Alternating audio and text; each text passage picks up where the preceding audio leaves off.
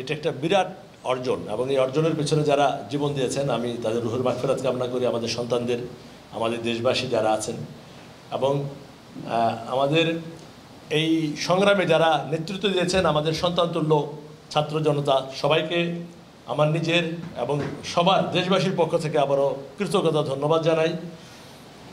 মুক্তভাবে আলোচনা করা, কথা বলা, এটা যেটা মুক্ত স্বাধীনতার যে একটা ব্যাপার, এটা আমরা যারা বিশেষ করে এটা ফেস করেছি, আমি যখন এই মাসেই বোধহয় 18 তারিখে আমি গত মাসের 18 তারিখে ঢাকা গেলাম। গত মাসের 18 তারিখে আমি যখন ঢাকা নামি 7.5 বছর পরে দুবাই থেকে, সত্যি যখন প্লেন টাচ করলো বিমানবন্দরে, এই যে ফিলিংস, তখন আমার মনে হলো যে এই কাজটা না হোক, কিন্তু পারলে সবাই কিছুদিন দেশের বাইরে থাকে, এমনভাবে যে আসতে পারবে না, এমন না বেড়ানোর জন্য না, তাহলে বোঝা যায় যে দেশের অবস্থা কি কেমন লাগে, এটা ফিলিংসটা আসলে বোঝানো যাবে না।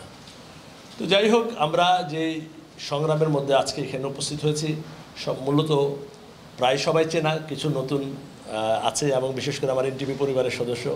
আপনারা জানেন এনটিভি একটি পরিবার, এনটিভিতে মালিক হচ্ছে সবাই। আমিও এনটিভির একজন কর্মচারী, মালিক পক্ষ কেউ থাকে না এনটিভিতে, কারণ 7.5 বছর আমি বাইরে ছিলাম, আমার অবর্তমানে এরাই এনটিভিকে ধরে রেখেছে এবং যে জায়গায় থাকার এনটিভিকে সেই জায়গায় তারা রাখতে পেরেছে, আমি তাদের সবার কাছে কৃতজ্ঞ। এবং আরটিভিও আমার, আপনারা জানেন যে আমার হাতে তৈরি আমার মেয়ের নামে, এই আরটিভিও আবারও আমার নেতৃত্বে আশা করছি হবে, কথা হয়ে গেছে। আমি এই 2 তারিখ বা 3 তারিখে বোধহয় টেক ওভার করবো আবার আরটিভিটা ইনশাআল্লাহ। তো এছাড়াও আমাদের যে অন্যান্য টেলিভিশন আছে, পত্রিকা আছে, সবার সাথে আমার একটা মোটামুটি যোগাযোগ আছে, সবাই কেউ ভালো খারাপ বলে, পরিচিত আছে সবার সাথে। আর এখানে যারা দীর্ঘদিন পরে দেখা হয়েছে, এমন ভালো লাগছে যেমন একটা পরিবারের মধ্যে আমি বসে আছি। তো আমি বলছিলাম যে অল্প, আমি 4-5 দিনের জন্য আসছি, যেভাবে তো দেখা হওয়া সম্ভব না। ফরিদকে বললাম সবাইকে একটু ডাকো, দেখে একটু সালাম মিলে হোক, দেখা হোক, আল্লাহ রব্বুল আলামিন হায়াত রেখেছে দেখে আসতে পারলাম।